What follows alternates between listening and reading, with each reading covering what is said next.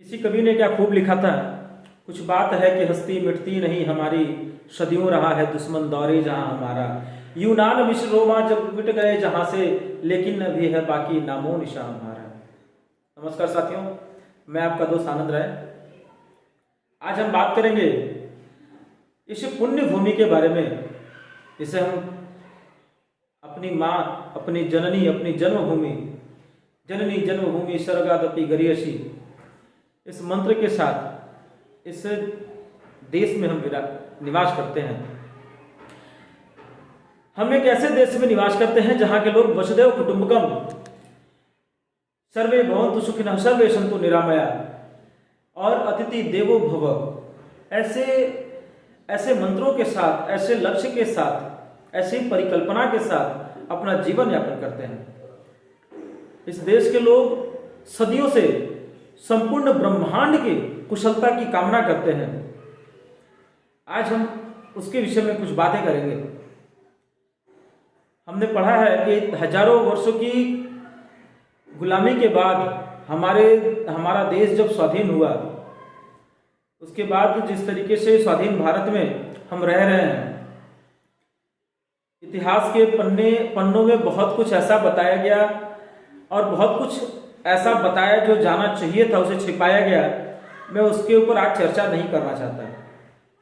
आज मैं तत्कालीन भारत या तत्कालीन समाज के बारे में दो बातें आपके साथ करने आया हूं।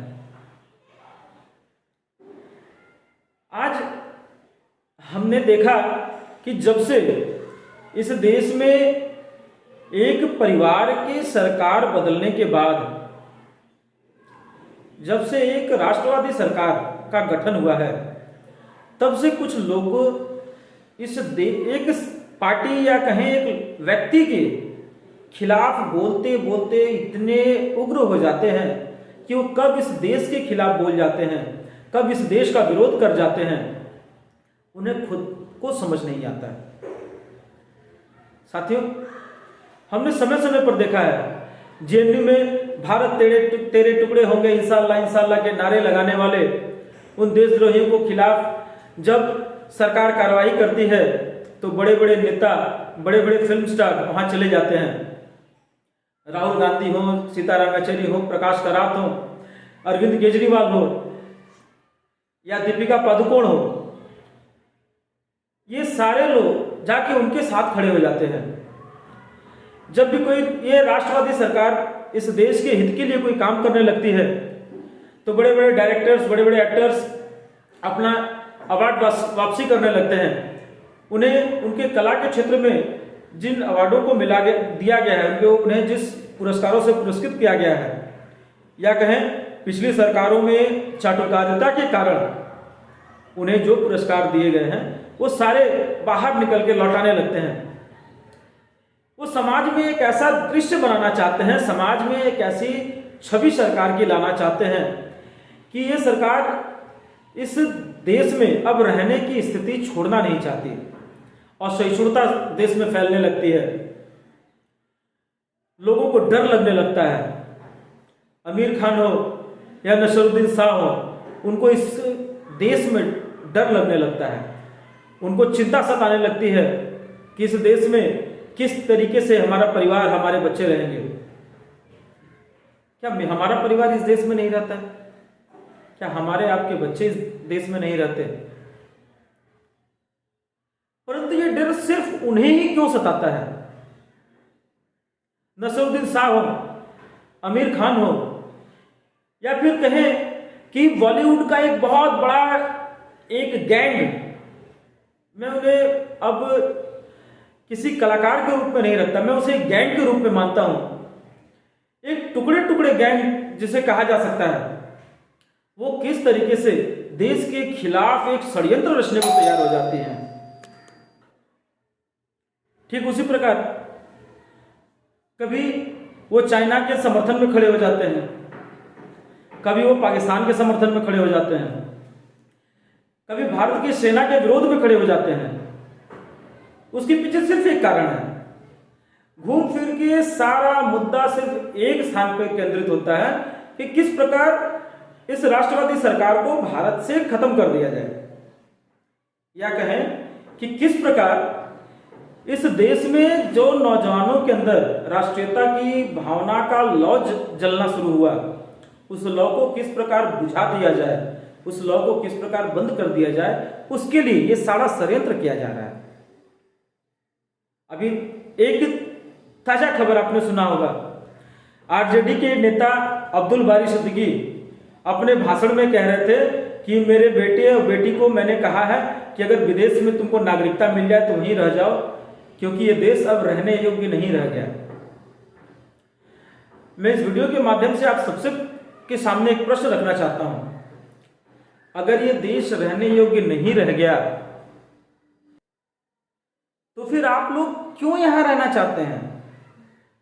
मैं नसरुद्दीन शाह हो, आमिर खान हो, दीपिका पादुकोण हो और इस तरीके से अनुराग कश्यप जैसे कलाकार डायरेक्टर हो, या अब्दुल बारी सिद्दीकी जैसे नेता हों, राहुल गांधी जैसे लोग हों, जो आज भारत जोड़ो यात्रा का नाम देने के लिए चल रहे हैं।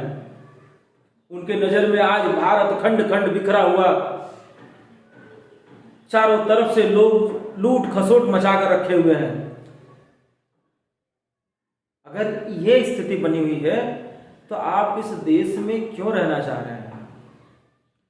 क्योंकि लोकतंत्र में जिस तरीके से देश चलाना है, लोकतंत्र के माध्यम से जिस तरीके से चुनावी समर में जाते हुए जनता जनार्दन के दरबार में राजनीतिक दल जिस तरीके से जाती हैं, उन्हें लगता है कि हमें लोकतंत्र को बचाने के लिए अपना सब कुछ, अपनी बातें लोगों के सामने रखनी होंगी, और लोग उस बातों पर अपना मुहर लगाते हैं। उन सारे बातों पर आप फेल हैं, क्योंकि इस देश की जागरूक जनता और इस देश के युवा, माता बहनें, बुजुर्ग सभी लोगों ने आज इस चीज को, इस दृश्य को देखा है, पहचाना है कि किस प्रकार देश में एक बदलाव का माहौल है, किस प्रकार आज देश तरक्की के रास्ते पर आगे बढ़ रहा है।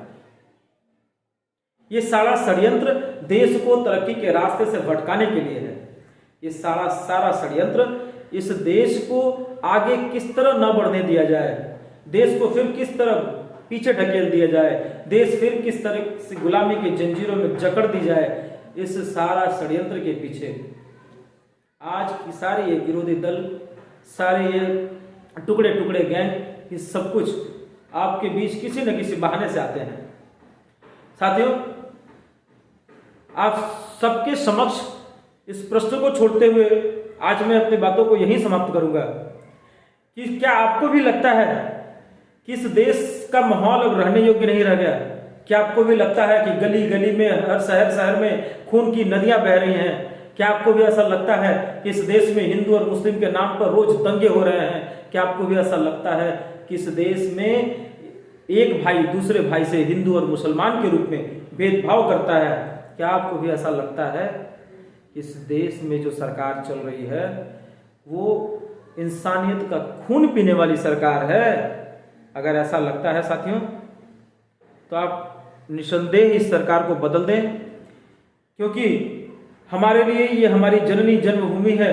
हमारे लिए इस देश को बचना जरूरी है, इस देश को बचाना जरूरी है। सरकारें आती हैं, जाएंगी, सरकारें बनेंगी, बिगड़ेंगी, पर हमारा ये देश रहना चाहिए। साथियों, इसी के साथ अपने वाणी को विराम दूंगा। जय हिंद, वंदे मातरम, भारत माता की जय।